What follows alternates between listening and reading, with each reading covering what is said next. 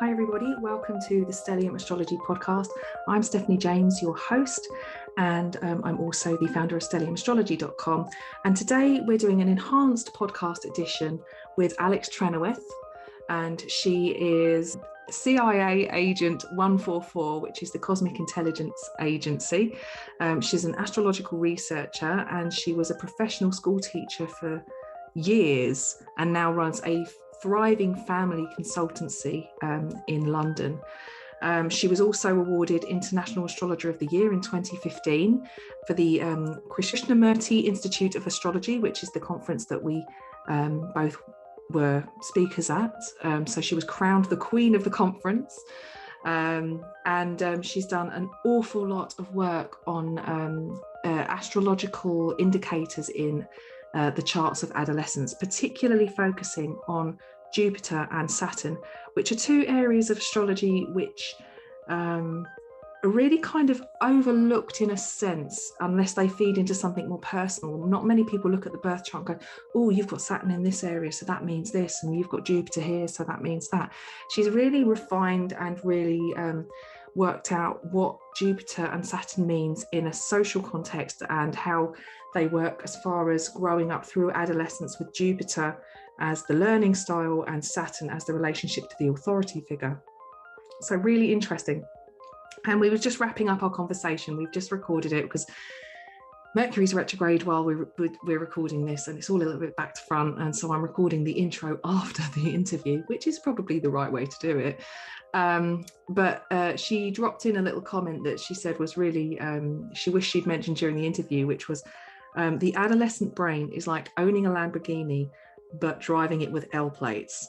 So I've put her bio in the description, and I will put links to Alex's website. And I really hope you enjoy the conversation that we have as much as I enjoyed being part of it. So Alex, it's lovely to see you. We've been trying to have this conversation now for about half an hour, but we've had some serious Mercury retrograde problems.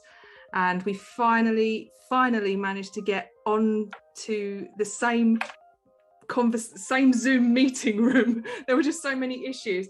But I've been really looking forward to speaking to you because I'm really interested in some of the work that you do with astrology. And I have mentioned, I think I've mentioned you in the podcast previously, because I've talked people through the social planets and how those social planets are kind of where we find ourselves in the same group of people at school, sharing those experiences. It's our social group. And I don't know if I've mentioned the name of your book, but I know you've you've done a lot of research on this because you've worked in education, haven't you, for quite a long time? Yeah, I was a teacher, and I was a head of year, which means that all the behavior data came my way for my particular year group. And so from that behavior data, I was able to work out quite a few things about how teenagers behave and how it matches up with our expectations as astrologers. And so my database is huge. Quite accidentally, I acquired the biggest behavior database to answer the question, are children more likely to misbehave on the new moon or the full moon? Oh. And there was one other person who tried to answer this question, and they had 600 entries over, I think, one term. But I have nearly 30,000 data entries over 7 years. Wow. So me and Robert Curry are still working on it because there's a lot of artifacts in this. Yeah. Like, for example, kids don't go to school every single day. They have weekends off and holidays off. And so that could affect, say, for example, Easter's on the full moon. So, that's one full moon we can't count because the kids aren't in school. So it's little things like that we're trying to get right and trying to be as accurate as possible. But so far, where we are, looking at 2 non-consecutive years in school, that children are more likely to misbehave on the new moon rather than the full moon. That's so interesting. On eclipses. Oh, really? Yeah. Wow, that's fascinating. It's great that you've been able to do this research. And I know you've got a book published in this area. But before we get into that, I just wondered what got you into astrology in the first place? As a teenager, my mom was reading the horoscopes, and it must have been some sort of special, like, some sort of supplement, because it had like the descriptions of each star sign. And so my birthday is July 20th, so I'm a Cancer, which is already putting me off, right? A Cancer. Who wants to be a Cancer? But my mom says, oh, Cancers, they're home loving and shy. And I thought, well, I guess astrology is a load of rubbish. Yeah. And so when people ask me what my sun sign was or my star sign was, I'd always say I'm on the cusp of Leo. I'd never admit to being a Cancer. And this went on for years. And I was in college still thinking that astrology was a load of rubbish. And I had a friend who asked me, she was an amateur astrologer. She asked me what my sun sign was. And she says, I bet you're a Leo. And just to be contrary, I said, no, actually, I'm a Cancer. And she says, I bet you have something in Leo. And this is the first time I've ever heard of that something else. Yeah. And because I always thought it was just about the sun. And so she took out an ephemeris, which looked like this book of magical incantations. And this looked so interesting and full of symbols and numbers and things like that. And so she read this thing, which really made an impression on me, that she could interpret these things. And she says, okay, yep, according to my calculations, you have the moon in Leo. And if my calculations are correct, you're a Gemini rising, which means your Mercury is your ruling planet. And that is also in Leo. So no wonder you feel like a Leo. Oh, wow. So that got me really interested in astrology. And I've always been, interested in pushing the boundaries of astrology, especially popular astrology. Not that there's anything wrong with it. It's just that I like to encourage people to look beyond the star signs. Yeah, I've always said that horoscopes are kind of the gateway drug into astrology, like it, some people just dabble in horoscopes, but some people get really sucked in and want to go further. But the problem is, and I think that with a lot of what we see on the internet now, I mean, you've got people, it's definitely having a revival, isn't it? Like there's a lot of people that are really interested in going a bit deeper, and they know their moon and their ascendant and about Mercury retrograde, but it's still very surface level almost, isn't it? It's there's an awful lot out there, especially with some of these memes that I see. I think it still isn't quite digging to the depth that it could be. But I love a good meme though. Oh yeah, so do I. I'm a meme queen. I love them. They're like a double joke, right? Yeah. And I like to create them too, because just because it just gives you, it's very simple. It's very almost childish. Yeah. No, I love it. I love it. I'm an astrological researcher, and I say that I'm quite advanced in my astrology studies, but I still love a good meme. Well, I think maybe that might be the Gemini in both of us then, because it's like it's communicating something very complex in a really simple way. And it's almost like that thing where it's like you kind of almost like it's a little in-joke. Yeah, exactly. Yeah. So but yeah, so that's really interesting that's how you found out about a bit more about your chart. And I knew you had moon in Leo, but I didn't know you had Mercury there as well. So do you have anything else in Leo? Well, my IC is in Leo, and Mercury is conjunct that just inside the third house. Wow. And my Mercury is unaspected. Your moon's unaspected. So actually I function better when Mercury is retrograde. Oh wow. Well, you're the one that kept your cool during all of this, me flapping about trying to get things sorted, and I've spent the whole day sort of trying to prepare and make sure that everything's plugged in and get it all sorted. I got a new webcam recently, so all of these things, trying to get prepared. And then I sat down thinking, right, I must send Alex an email. And about 2 minutes before we were supposed to meet, I looked and I was like, I didn't press send. And I'm just like having one of those. I don't know if I can blame astrology or pregnancy, really. I think it's a combination of the two, to be honest with you. But yeah, anyway, so it's nice that you get to function a bit better during Mercury retrograde. I guess because mine was retrograde when I was born, and mine went retrograde the day I was born as well. So as far as the progressions are concerned, my progressed Mercury will be at its exact degree and minute in October this year, and then from that point onwards it will actually be moving forward. But I've been sort of like retrograde and in that shadow period for my entire life so far. Wow. I know, it's crazy. I'm kind of looking forward to it, but maybe that's when Mercury retrograde will actually start working for me. I don't know. But is yours retrograde natally? Yes. It is. Oh, okay. So, oh, that's interesting. Do you know at what point it went retrograde? No, I'm going to have to look that up. Yeah. I haven't. I must have looked it up at some point, but I can't remember. Yeah. So it went retrograde the day I was born, and my ex-boyfriend, his was stationed direct the day he was born, and I found that interesting that I was like the one going backwards and he's the one going forward.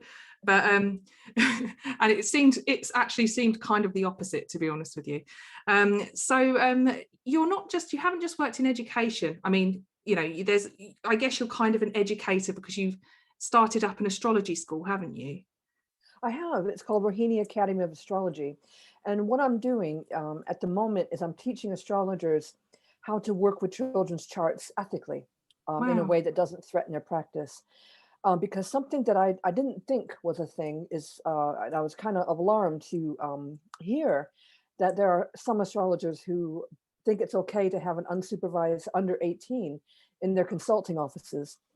And actually, it isn't okay because that child could make a complaint against you. And one of the things we learn about in child protection as a teacher is that you never have an unsupervised child anywhere near you. If you're going to talk to a child in a classroom on their own, you have a door open or the windows, so they can see, someone can see in or hear in case an accusation is made. So it's actually very dangerous.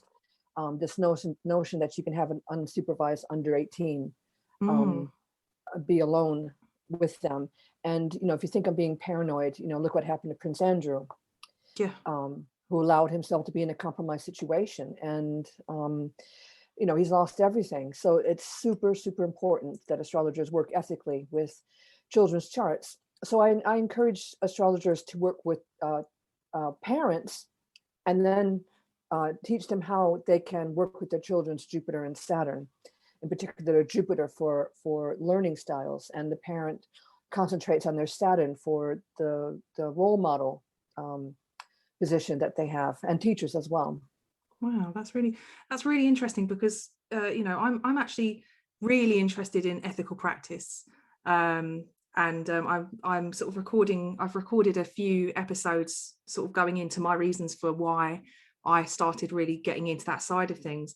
And I don't actually do. I mean, I think I had a client. Actually, I think she was like 17 and a half, or she was just about to turn 18, and we had a consultation. But I generally, when people ask me about their children, I don't even want to comment. I might look at their children's chart and just pick out something generic almost, because it's not something that I want to go into, because I'm aware that what you say to the parent then becomes something that they project onto their child. And I was interested because there's an astrologer called Adam Ellenbass who was in India with us at the time. Do you remember? Was it 2018? Yeah, he was there as well. And he talked about when his first daughter was born, he said, I purposely didn't want to know. I wanted her birth time, but I purposely did not look at her chart for at least a year because I wanted to get to know my daughter. I didn't want to be constantly looking at all these aspects in a chart, trying to figure things out. And I thought, that's so interesting. I never really thought about it from that perspective, because it's very easy as a human to want to understand your child on another level. And with astrology, there's so much personal influence you can put on the chart as the person reading it. And if you go to an astrologer, they in hand can mention one thing that they may think is nothing, and then you carry that with you and think about that for your child, and that's it. You think that that's going to be their outcome, that's their life, they're destined to behave in a certain way. And we both know that the chart is so multifaceted. We can be a variety of potentials in the chart. So there's that side of the ethical practice with children as well. Yes, and also for me as a teacher, one of the things that when on my first day of my teaching career, My given name is not Alex. I have another legal name, which I hate Oh, because only doctors and bankers use it, and I don't want to hear from either of them. I'm so And intrigued. and they were calling me by this legal name, and I said, "Listen, this isn't working for me. I don't, link myself to that name. Call me Alex." And so the head teacher said she'd think about it. And then she must have Googled me because the next morning I was brought in and told, in no uncertain terms that if a parent complained about me being an astrologer, I could lose my job because I brought the school into disrepute because it was a Christian academy. So, telling me I can't do something is a sure way to guarantee I'm going to try to sneak it in somehow. So I started off thinking it's going to be terribly clever to use the birth data that I have because it's on the system on the register, the date of birth. And so I thought it'd be really clever to have all the fire signs in one section, all the earth signs in the next, all the water signs, and all the fire signs. But of course, what took over, with the fire signs took over the lesson, the air signs shouted over the heads of the earth signs, and the water signs just kind of sat there in silent shock and rocking themselves to self-soothe. So it was a really bad idea. But so I stopped doing that. And teaching is quite a brutal career. And I taught high school, at secondary school, and it's hard and it's emotionally draining. It's physically quite tough and quite a physical job. Intellectually draining. It's just difficult. And I kind of came to the end of the road, thinking, I can't do this. I got children of my own. I got, too many things going on. I can't do this. And I was just thinking of, if there was some way to pare down all the guesswork that you have to do, trying to get to know your classes and things like that. And one day I was teaching Macbeth and I was thinking, I only got into teaching to pay for astrology classes because I thought I'd have the weekends and summer and Easter and the summer holidays to study. And I could just see that wasn't going to work. But I was thinking, this, I can't make this work. And I turned around and looked at my class and I thought, hold on, you guys all have the same Jupiter sign for the most part. And you all have the same Saturn sign, and your Saturn and your Jupiter are playing off my Saturn and Jupiter. And from then on, I had a much better hold of how to manage my time better, how to organize myself better, and how to understand how my students learn. And a couple of things that I learned, a couple of tricks I learned is instead of putting your mark books in alphabetical order, if you put them in date of birth order, so you have your Virgos at the top and you see your Leos all the way down to the zodiac. And this was really, really helpful. And if nothing else, it helps me to see who my oldest children are compared to the youngest children, because we know from data that it's the younger children that are more often in trouble than the older children. Because it makes sense, right? So the older children are more mature and things like that. So it's actually Leo boys who get into the most trouble. Oh, right. They get the most incident sheets, and the school would just call them boys born during the summer, but they're Leo boys. Oh, wow, that's so interesting. And it's really interesting to me that it clicked to you when you were, you sort of had that moment of realization about the synastry you would have with your students based on your Jupiter Saturn placements, which makes it much more, it's easier to relate to a social group that way, as opposed to a personal relationship where you would look at personal placements and sort of take the whole thing into context. So I could probably tell a child's Jupiter sign just by looking at them from their size, right? Yeah. How big they are. So what inspired you to start writing your book? It's called Growing Pains, isn't it? Yes, Astrology and Adolescence is the subtitle. I got through the whole entire Jupiter cycle. So once I had this epiphany, because that is what it was an epiphany, realizing that they all had the same Jupiter sign, I wanted to experience a whole entire cycle of Jupiter. And so I just took notes, kept track of what I was doing, compared the things. And then once I got through that whole entire cycle is when I started writing it. And once I started writing it, bearing in mind that I still had normal teacher responsibilities and there's a lot going on. But once I started writing, it just flowed because I had all these notes and all this experience. And, it didn't take me long to write it at all. And, I try to put in humor into it, And so it was a great moment when it was finally done. Yeah. Just because I was so busy teaching, and then to be able to do this book as well. It was really Yeah, cool. it's huge. It's an absolutely enormous project. Am I right in thinking that your book came out at your Jupiter return or something? Let me I think. I remember think you it writing came this out. on Facebook. You were like, I'm having my Jupiter return and I've just been published or something like that. And I was like, Yeah, I think that's right. I think it came out shortly after my Jupiter return. No, shortly before my Jupiter return, because I tell you what happened to my Jupiter return is that that's when I started traveling a lot. The book came out in 2013, but in 2014, I left full-time education and just started traveling. I did a long tour of the States. I did India in 2015. Then I did, at the end of 2015, I was back in the States, and then I did a tour of Cape Town, then back to India, Italy, UAC, back to India. I did, really did so much traveling. I'm picking up a thread here of lots of India. Yeah, I love India. I miss India terribly. But IVC, Institute of Vedic Astrology, they're absolutely decimated by the virus over there. And I know. so, I've had to occupy myself with other things, which, I've been able to do. My consultancy, I work mainly with families, but my consultancy practice has really boomed. And one of the things that helped it to boom was I was interviewed by a national newspaper about my work with astrology and children.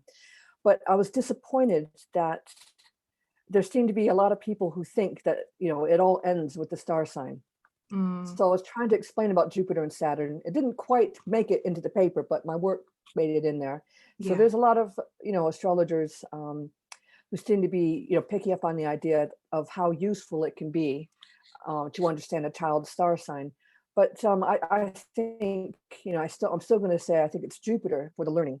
And you try to memorize each child's sun sign can be quite a lot of work, quite a lot of memory, because you see a child manifests so many different personality traits. But the Jupiter is all about their learning. So if you can remember with the Jupiter, as I said, I can tell just by looking at a kid, it makes that information a lot more manageable. Did you find that there were students with, like Jupiter rising, for example, that they would be more, confident and be able to sort of grasp subjects more than maybe other students that had it perhaps on the IC or, like in a sort of obscured place in the chart, perhaps? Well, unfortunately, or fortunately, depending how you want to look at it, I don't know a child's date of birth, time of birth. Yeah, of course. Yeah. And also that makes it unmanageable too. But I operate what I call a triage system. And so the first step is I know everyone's Jupiter and Saturn. I could tell just by looking at them. The second step is if a child's giving me a lot of problems, I'm going to look at a bi-will with their noon chart and my natal chart.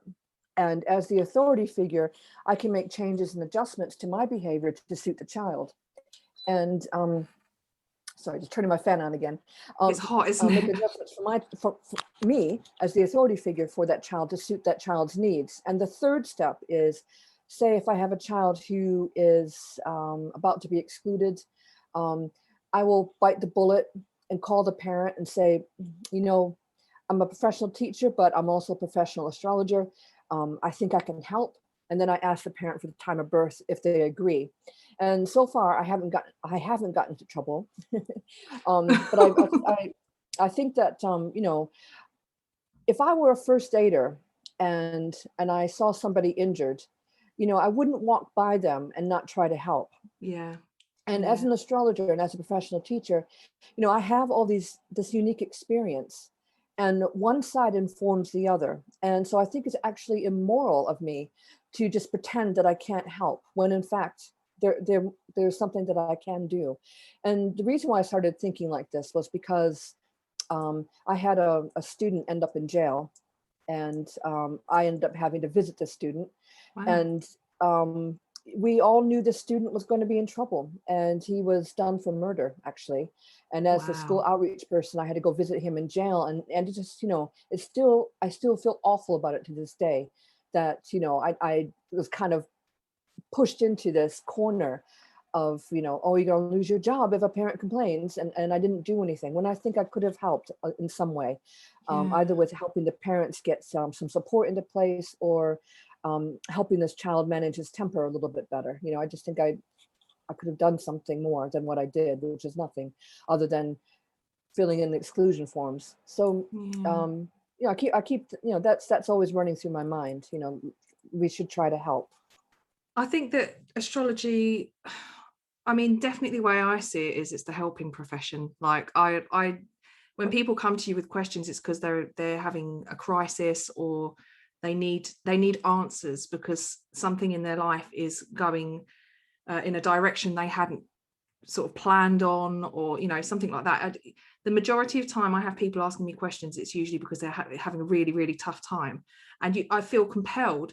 It's almost like it's just nothing to me to be able to just dip into their chart and give them the best that I can. It's something I enjoy doing. I thrive on it.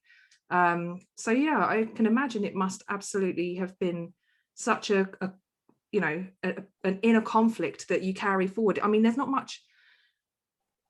You could have done something, but at the time you thought you were doing the right thing, based on the guidance you'd been given by your superiors. But yeah, it's true. It's difficult, isn't it? Because I know a friend of mine. They've always fostered children, and one of the big rules is you're not allowed to talk about things like spirituality or religion. You're not allowed to influence their belief structure, and it's something that I just think is such a shame. I can understand it, but I think it's such a shame because if you're coming, life is about well, for me anyway, it's about new experiences, and I like to learn. Gemini Ascendant wants to sort of hear all the stories and explore all the avenues, and I think it's such a shame that a child that goes into foster care, for example, is literally unless it comes through their friendship group, it cannot come through. That's the only route it can come through, basically. And if you could offer guidance and help that child to understand themselves a little bit better, it would really make a difference. It could make a huge difference to their life. So it's a shame, but there's a safeguarding aspect, like you said before. Yeah, but they will learn RE, religious education, at school. Yeah, and that might be a little bit safer than the parents, influencing them in some way. I spoke to a teacher in South Carolina. I never expected to be contacted by somebody in the Bible Belt to talk about astrology to their RE lesson. That's what happened.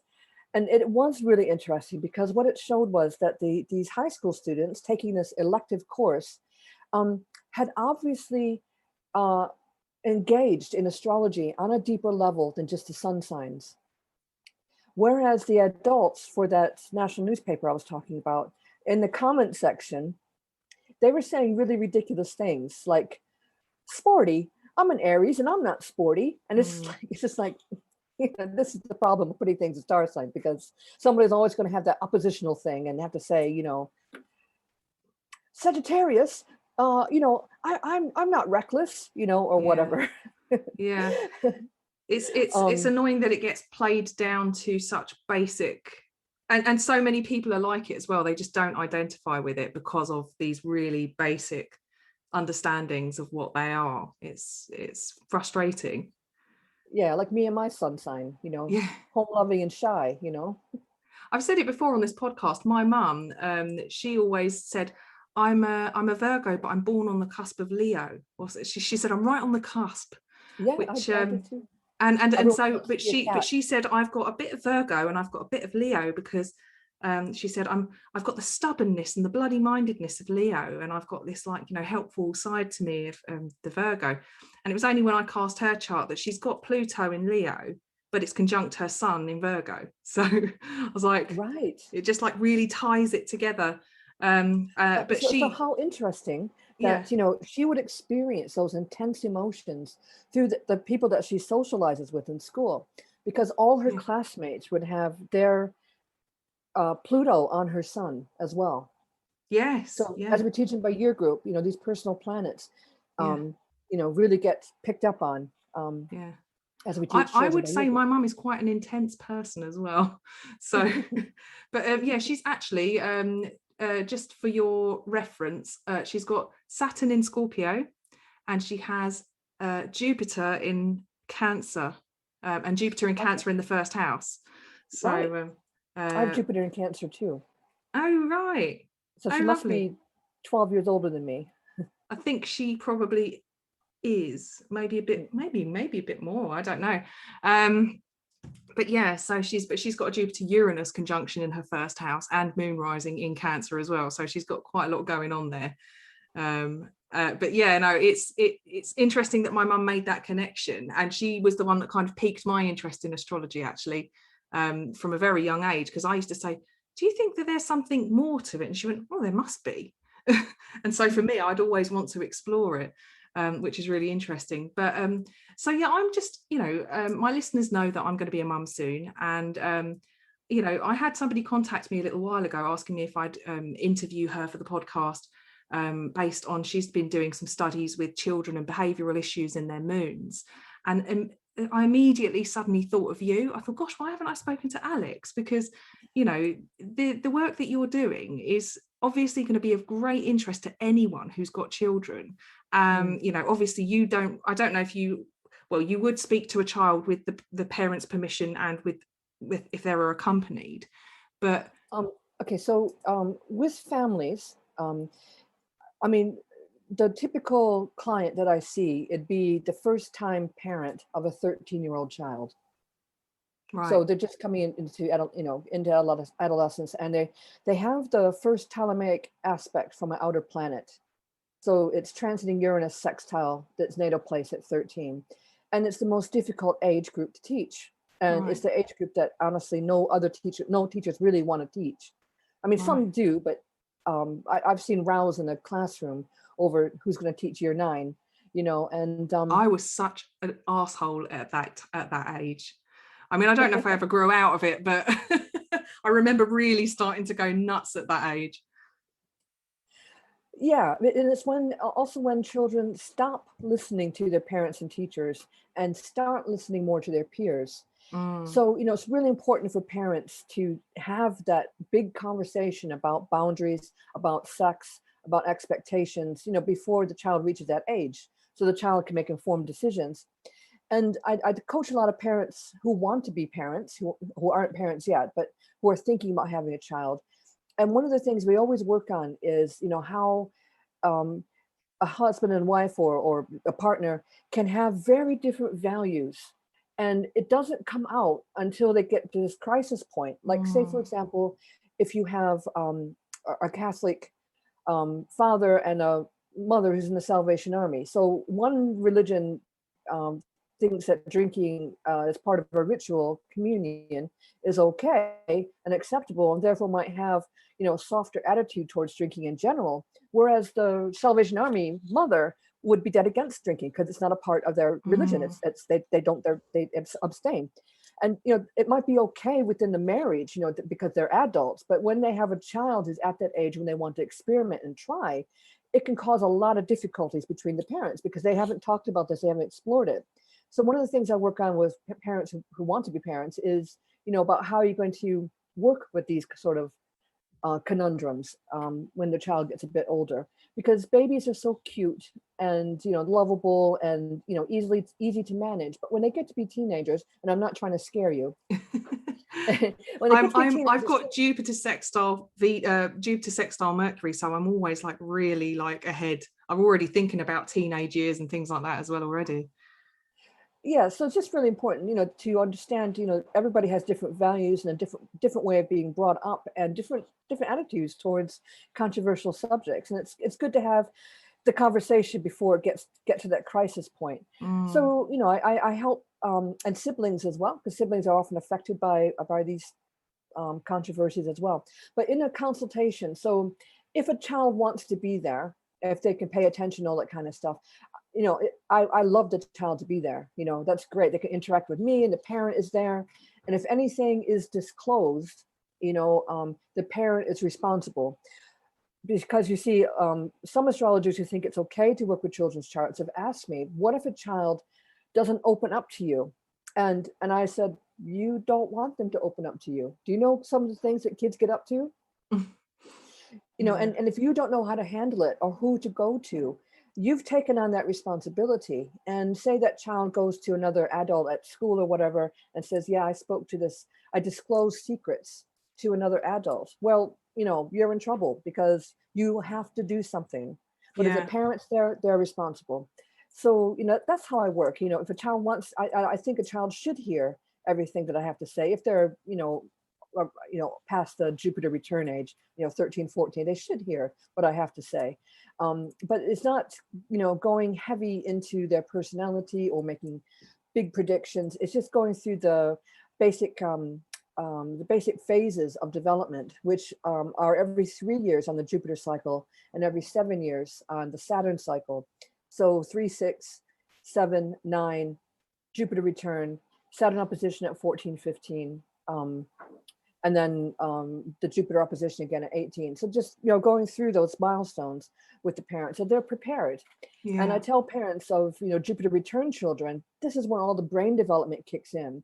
And you really need to engage your child, get them trying new things, going on new adventures. Even if it's, learning a new language under lockdown. I have students who are learning Japanese. That's not on the national curriculum. And it's only because of lockdown that they're able to explore new areas. And I've been coaching parents on how to teach their children, because parents aren't teachers. They seem to think that, you have to talk, hours on end to teach. And that's not how children learn at all. You give them an objective, you let them work on something, you check their work, you give them feedback, take a break, get on to the next thing. And that's how you teach. Get children talking together, on Zoom or whatever, and let them explore. And during the teenage years, and I know this is really, really hard, it's important not to let your teen play on their phones all the time or play on game stations and things like that, because of the brain development. The habits of a lifetime are formed in adolescence. So you don't want someone addicted to games. It's interesting like because it's such a different age now where technology is taking over. I mean, when I did my talk in India, I focused on the Uranus-Neptune conjunction as the kind of the birth of the internet and this new dimension that we're kind of moving into. And I really feel like it was activated at the Saturn-Pluto conjunction. I mean, I know we've got all this technology, but this is where it all got pulled into properly being used and us stepping into this new dimension. And one of the things that I just thought at the time when the whole coronavirus thing happened was, I'm so glad I don't have any children right now, especially school age, because I wouldn't know what to do. I wouldn't know how to educate my child. And you've got to have them at home. You've got to have them understanding what they're doing. You've got to keep them off their phones, but they've got to be using technology in order to learn.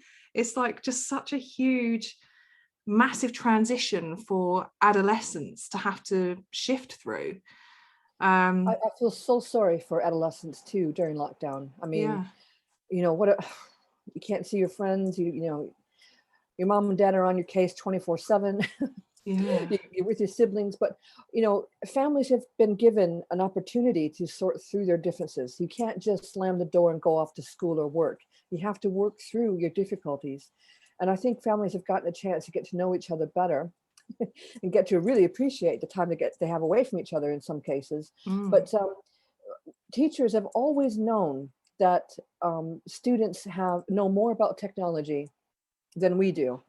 I mean, my phone, I would often give my phone to a kid and say, can you sort this out for me? Because, I can't do it. But we've always known that they have learning needs beyond what we can give them, with the technology. And they can use the technology far better than we can. And this is, a good thing, but a very challenging thing too, because we've done a really, really poor job of guarding children against pornography. Right. Yeah. We've done a bad job because they're all exposed to it. I mean, I heard some year 7s, 11-year-olds talking about something, and I thought, I wonder what that is. So I looked it up on the internet, and then I had to run down to the IT and say, oh my gosh, I'm so sorry. I just did this because I logged in under my name and looked this thing up, and I'm so sorry. And this is why I had to explain what I was doing. Oh my God. I had no idea what this term was. It was, it was embarrassing to say, Wow. Yeah. Wow. Yeah. I mean, this is the thing with the internet. It's like, for all the good things that it can offer us, there's so much frightening stuff out there as well. And that a common thing that I'm hearing all the time is that, children have been robbed of their youth. The children these days, that like, even down to things like, I know it sounds silly, but like down to makeup tutorial videos on Instagram. I read a comment underneath one girl's makeup tutorial that said, I feel like the youth of today have skipped that really ugly, awkward phase that literally everybody else went through, because it's almost like they have these beauty standards that they have to keep up with. They've got access to absolutely anything they want to look at. It's at their fingertips, including pornography. And they're much more vulnerable because there's people out there who are catfishing and just it's a whole new area of danger that we never even had to think about when we were younger. But I think the younger generations are also more, they have more discretion, and they're starting to understand things like body shaming, and which I think is fantastic. One of the things I found out in my research is that this brain development I was talking about, girls start this brain development before boys. So, girls are ready to learn at the age of 11, whereas boys aren't. And when I was a kid, I remember this boy, I was about this age, about this 11-year-old, this boy pinged my bra strap.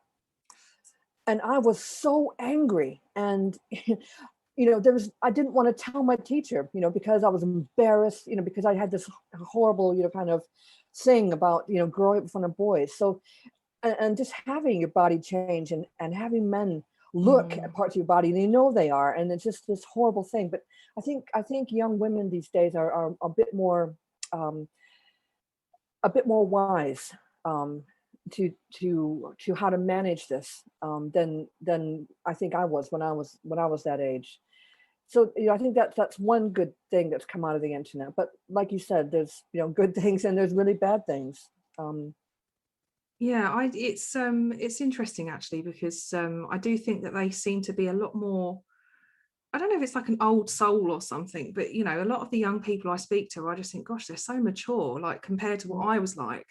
And you've said about girls being ready to learn at a younger age. Now, I think I'm maybe either I'm the exception to the rule, or maybe there's something more to this than meets the eye. But I was never really very good at school. I didn't ever, I think I was undiagnosed ADHD and possibly maybe even borderline autism. Like not severe. But as with girls now, they're saying that they're starting to realize that there's been a lot of misdiagnosis as far as girls, because they mask autism differently. And I know I definitely have some of those traits, but I think that for me, I wasn't ready to learn until it was something I was really interested in, like astrology or astronomy. For me, that was it. That's all I wanted to do. Until I got to that point, I could skip all of the other education. And it's not like I wasn't intelligent. It's just that I needed something that I could associate my interest to, and then everything else could feed into that, and that would then make that other stuff useful. But I wondered if you say that like girls are ready to learn more than boys are by a certain age, would you say that could be reflected in the natal chart through some of the masculine or feminine archetypes, if they had stronger placements, like maybe like a stronger Mars in a girl might it may reveal itself as a girl who's probably not as interested in sitting down and learning so soon?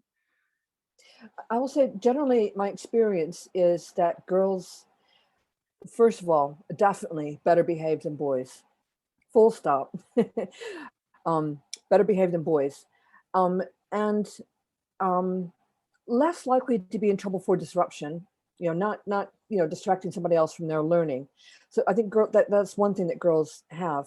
Now, what I think you're describing is sort of what I call not engaging the learner in their learning. A teacher should get you interested in learning whatever it is. If you're learning organic chemistry, the teacher should be able to engage you. And this is why I'm saying Jupiter is so important, because if you understand the nature of the Jupiter in your classroom, you can get activities going that are going to get your students curious. That's the thing. You got to keep them interested and curious in whatever it is that they're learning. And you were saying, I think you said you had Jupiter sextile Mercury. Is that right? I do. And I also have Jupiter conjunct Uranus in Sagittarius. Oh, right. Okay. So Jupiter is a ruling planet conjunct Uranus. So your Jupiter is really, really strong and a bit rebellious, I have to say, with that Uranus there too. I was so naughty. But that would be like the whole entire year group would have that characteristic. Yes. Yeah, they would. Yeah, and I've got Saturn in Scorpio as well, Saturn Pluto. So I was that generation of Jupiter, Uranus, and Saturn Pluto. And your mum has a Saturn in Scorpio, right? Yes, I was my mum's Saturn return. Yep. Yeah. It's really interesting when you do the synastry of the parent and child, because then you can see which parent is the authority figure, which parent, really the child is going to listen to the most often, or is going to smarten up for. But I tell parents, you have to understand your Saturn or your child will. And they are very good at finding your weak points, and they'll play parents off against each other because that's what kids do. They can sense it.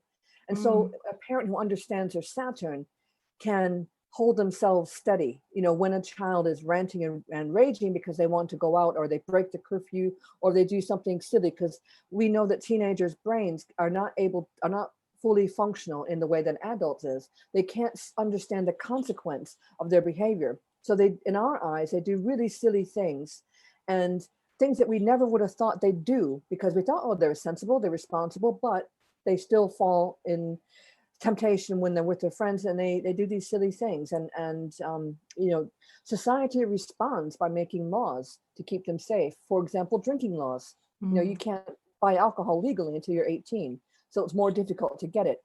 Kids get it, but it's a lot more difficult. That you can't vote until you're 18. You can't rent a car until you're 24. So there's lots and lots of things that society responds by making laws to keep people safe. Yeah. But for parents, of course, it's much more personal and in your face, because you're with this child and they're your responsibility. So it really does pay to understand your Saturn, how your Saturn has progressed, and how you've developed as a person. And I also tell parents, one of the big conversations you should have with your children is about reminding that child that you once went through puberty too. And as an adult, I look back on myself at 13, and I get embarrassed about thinking about all the stupid things I did, and all the first times of everything that you have to go through at that age, your first kiss, blah blah blah, your first broken heart, all those sort of things. And it's really difficult. And so I encourage adults to heal that inner teenager through reflecting on their own adolescence, so that they can be better prepared to support their teenager. And what would you say, if somebody wanted to understand their Saturn, could you give some tips as to how they could do that?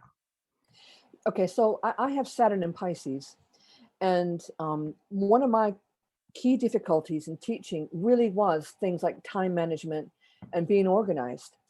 And so one of the things that really helps me to get in touch with my Saturn is to make my bed every day, because that's where I dream, right? So I'm showing respect to that space. And so it's that little thing, that little ritual I do every day reminds me, okay, I got Saturn in Pisces. I have to work extra hard at being organized. I have to put the time in. Saturn loves to be worked. So, I would advise, working out your weak point, practice, get it right. And then, you'll strengthen your Saturn. You'll strengthen your authority. You'll feel less guilty about the things that you're not able to manage, because you're taking steps to correct it. Yeah. So I really was the kind of teacher who would turn around to write something on the board, and I'd turn back around and my classroom would be on its ear. So I had to remember, okay, guys, before you leave my classroom, you're going to pick up every single piece of paper and pencil off the floor and tidy up after yourselves. So I wasn't running around doing it for them, because you don't want to bring a class into an untidy classroom. So things like that, so every Saturn sign has these little weaknesses. And I've written about all the Saturn signs in Growing Pains. So if anyone's interested in buying it, it's all there. It's including all the stages of development. So, if you have children as well, all the dates of, when Jupiter was in what sign is all there. So, I highly recommend it for parents and teachers, because it's not meant to be an advanced astrology book. It's meant to be, a step beyond star signs. That's good, because I have a lot of my listeners, of varying backgrounds as far as their astrological education or journey is. So I've got some people who consider themselves to be advanced, and some people who are literally at the start of the journey. And I know that I've got a lot of listeners who are mums as well. So I know that, any of them listening will probably be thinking, I'm going to have to get that book. But that's not the only book that you've got, is it? You've got another one coming out, haven't you? Yes, I've just finished this morning the last bit of Mirror, Mirror, Famous People and the Actors Who Have Portrayed Them. And what I did was, for the past couple of years, I've been watching biopics, so movies about real life people. And the first time I saw this this film called Julia, about Julia Child, and I can't remember the character's name off the top of my head, but Amy Adams played this character. Okay. And Meryl Streep played Julia Child. And I remember looking at Meryl Streep and just totally forgetting she was Meryl Streep. Wow. It was like she convinced me that she was Julia Child. And as a child, I was totally fascinated by the French cook. I just loved her voice, and I loved the funny things that she did. And Julia Child and I have the same ascendant. So that was why I liked her, I think. Yeah. But so I did all these biopics. So you think about Rocket Man, Taron Egerton playing Elton John. So I did the synastry and the transits that were going on when the film was released. So about 100 of these films, and I got a lot of them. Mara Hatzi, Houdini, Bohemian Rhapsody, The Doors, Walk the Line. Yeah. I, Tanya. I mean, just there's tons of them. And it's just been really interesting to look at how the synastry works. But I've kept the synastry really simple, basically just oppositions and conjunctions, and a couple squares and whatever, just to explain what's going on. So I just finished it this morning. Wow. So, a huge relief. And perfect timing for you to come onto this podcast. Yeah, so they'll be coming out soon. We're going to do a big online book launch, it'll be great, because it was a lot of data. If you can imagine, it's about 400 charts. All had to be triple checked to make sure that I didn't say look at the wrong chart or something like that, because it's easy to get confused. And so it wasn't just looking at the spelling and grammar. It was looking at all this data. So it was interesting, and I think people will like it. Yeah, I am actually really interested in that sort of thing anyway, because whenever I'm watching a TV show or something where you're looking at the character that they're playing, particularly something like The Crown, for example. Oh yeah. Oh, so amazing to watch that, and then to look at the actors playing them and be like, how did they? Is it that they're having a particularly a transit which picks up on a certain aspect of their chart? Or is it just that they almost epitomize everything that this person represented publicly? So The Crown was one. Tudors was good as well. I was watching Tudors with he's really intense, that guy. Jonathan Rhys-Meyers, who plays Henry VIII. So you've got all these, I really like those kind of historical or like kind of those royal dramas and stuff. I really find them interesting. Particularly, I was just so glued to The Crown. And I really liked different actors playing the same person.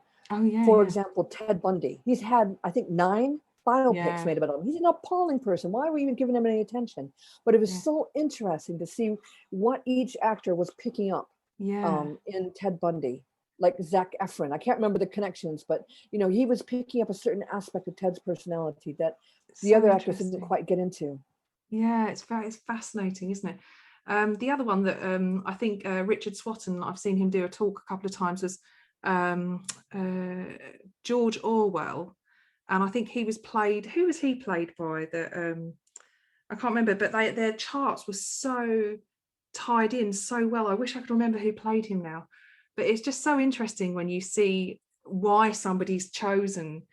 You know how it kind of makes me think of just because it's really topical at the moment, but Friends and the Friends reunion, and looking at how their characters are totally represented in their natal charts. Like you can see them playing, and it's almost I watched the reunion the other day, and they were almost chosen because of the person that they are, and we all have fallen in love with this character, which is based around. I mean, they wanted to pick Monica because they wanted her to be the romantic interest, the Jennifer Aniston role, the Rachel. But she said, "Oh no, I'm definitely more of a Monica." And you know, it's really interesting because actually, even now on Instagram, she's got on her Instagram channel, she does this thing called Courtney Cooks, and she loves showing off her like obsessively organized kitchen and like cooking all these little meals. And I thought she is Monica, you know. It's funny. I really like it. So but no, I'm also really interested in seeing how celebrities seem to play these things. The Ted Bundy one that you mentioned is really interesting. I've been interested in serial killers and astrology, and done a bit of research, probably nothing like you have, and done a little bit of done a few talks and everything. But it's interesting when people do get selected to play these people. Someone's playing Jeffrey Dahmer soon, aren't they? I can't think what that is now. There's a Jeffrey Dahmer thing coming out. Yeah, wow. Yeah, well, there was someone who played Ed Gein in Hitchcock.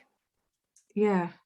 So he was definitely tapping into something, because Ed Gein was the guy that was making a woman's suit that influenced Silence of the Lambs. Yes. Yeah, grisly. Yeah, very grisly. You just made me think of something else just at that moment. Talking about Ed Gein and Silence of the Lambs. Oh yes, Hannibal.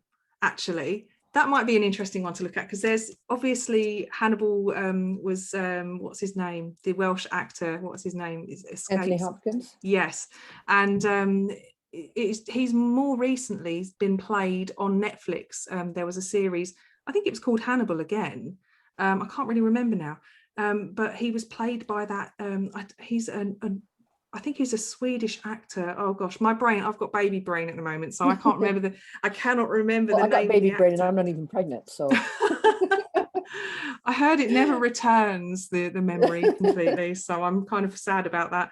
But yeah, there's that's it. So Mads Mikkelsen, he's kind of been in all sorts of things. He's a very intense and quite strangely attractive guy, playing a younger Hannibal Lecter. And it would be, I'm pretty sure he's got a lot of Scorpio in his chart, but it would be really interesting to look at those two, their synastry actually, because obviously playing such dark characters, and for them there must have a synastry that sort of ties them together. I don't know if you've seen that recent Hannibal series. I would just, one word of advice, don't watch it if you're going to have your dinner, because it's just, I nearly, it's just, don't. I tend not to like horror films. It's more, it's not so horror. It's like, I mean, it is, I suppose, but it's interesting because they recruit a police officer who's like, it's so sensitive. He's like an empath who has this psychic ability, and he can see how a crime has been committed by standing in the crime scene. And he almost has this psychic thing.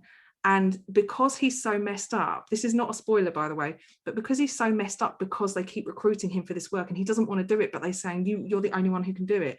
They send him to a psychiatrist who happens to be Hannibal. Are you talking about, is it called Manhunter? Or no, it's not, but that's great. That's brilliant. It's not Manhunter. What's the Hannibal? Red Dragon? It's not Red Dragon, no, because that's Edward Norton with no, it's a new, I say it's new, it's been out for quite a long time now. It's on Netflix and it's a really amazing series. But yeah, it would be good to see Mads Mikkelsen and Anthony Hopkins charts put together. Actually, that would be really interesting. If anyone's interested, I got a book on serial killers. The Wolf You Feed. It's currently a PDF, and I when people take my course, they can buy the PDF. It's not edited properly yet, and it's got a ways to go before it's ready. But it's got, for each Saturn sign, it has somebody who's used their Saturn well, and a serial killer who obviously didn't use their Saturn well. Of course not. And wasn't supported by the authority figure and things like that. So if you want that, it's on my website as a PDF. Oh my gosh! Just make a donation. I'm totally gonna get that. Just make a donation. Because I one of the things I do is I raise a bit of money and I give it to a new teacher, for example, or I buy books for a local school or phone cards for refugees and things like that. So if you buy the PDF, that's what I do with the money. That's lovely. And very interesting that you've brought it back to that connection of authority figures, because they do talk about serial killers having it goes back to the early environment and often the relationship with the parents or the mother mostly, isn't it? So it's a fascinating, actually. And when you look at the natal chart and you look at what's going on, obviously you look at something that's prominent, you think, they've got Sun and Mercury and Venus all together, sitting together in the same sign, or they've got this a heavy representation of planets here, there, or everywhere. But often I think things like Saturn and Jupiter really do get overlooked. If they're not feeding into anything, you can almost go, okay. But when you think about it in the context of what you do, they are so important. I find that most astrologers don't know what to do with Saturn and Jupiter.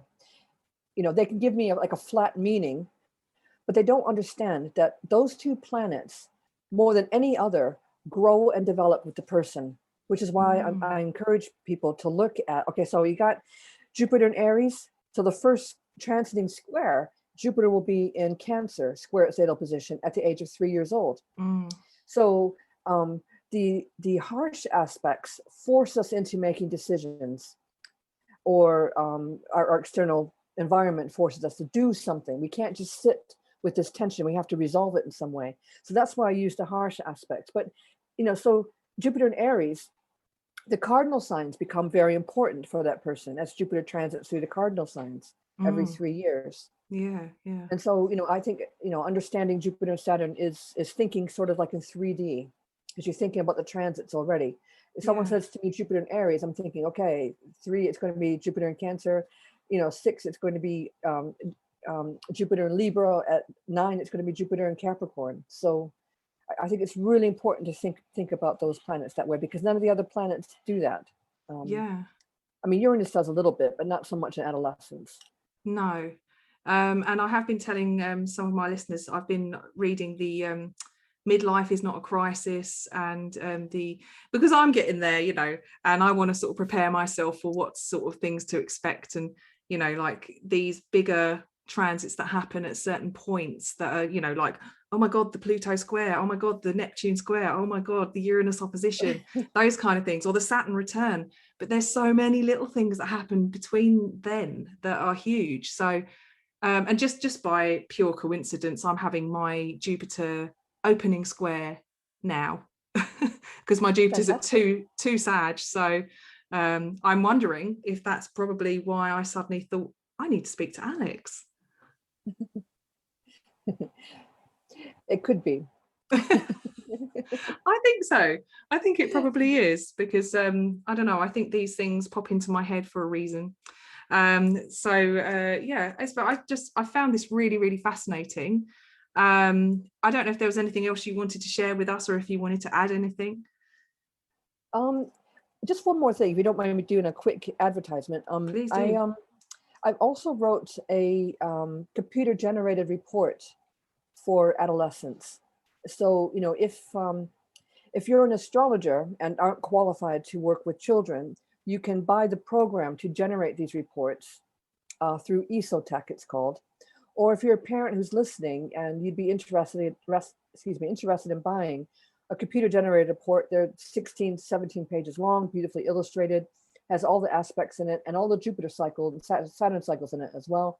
It's 20 Australian dollars from my website. You just go to the generator and you just go through PayPal, and it's really quick, and then you get your report emailed back to you. So it's more affordable than paying me as a live astrologer, and for astrologers it's safer than having an unsupervised child in your consulting office. Okay, that's a good one, actually. And those generated reports are very good from Esoteric Technologies. I've seen a few myself, actually. So and did you say that you wrote those? I wrote it. It took me so long. Every sign, every aspect, every little detail. It took me about 2 or 3 years to get it done. And I did it. And it's as I taught English, the language is appropriate for a teenager because that's something that I can do. I think it's very thorough from the perspective of the person writing it is a teacher, and I think it's really important for parents to have an understanding of the child's chart in a way that's not invasive, and they can read the chart. Parent and child can read the chart together, or read the report together, as a way of opening up the lines of communication. Brilliant. That's great. Well, that's good. And so is there anywhere that you want people to go to buy your books? Because some people prefer them bought from certain places, like your own personal website, for example. Well, Amazon obviously is going to have these books. Mirror Mirror about the films isn't out there yet, but The Wolf You Feed is on my website. Just go to my product page and you can make a donation. Growing Pains you can get from the Wessex Astrologer. You can get an autographed, signed copy from my website if you like. And so they're in various places. And what is your web address? www.alextrenoweth.co.uk, and my surname is Trenoweth. Okay, and are you on social media? I'm very creatively called Alex Trenoweth on Facebook, Twitter, Instagram, YouTube. You can can't imagine there's too many Alex Trenoweths. There's no other Alex Trenoweths in the world. I'm the only one. Amazing. Lovely. Well, it's been brilliant talking to you. I know we could have covered an awful lot more. There's so many different things that you do that perhaps maybe you'll have to come back on the podcast at some point and we can have another chat at some point if you'd be up for it. Fantastic. I would be. Lovely. Well, thank you so much. It's been lovely catching up with you. And thank you for, explaining a lesser researched and understood area of astrology to my info-thirsty listeners. Oh, fantastic. Thank you. Thanks for having me. Thanks, Alex.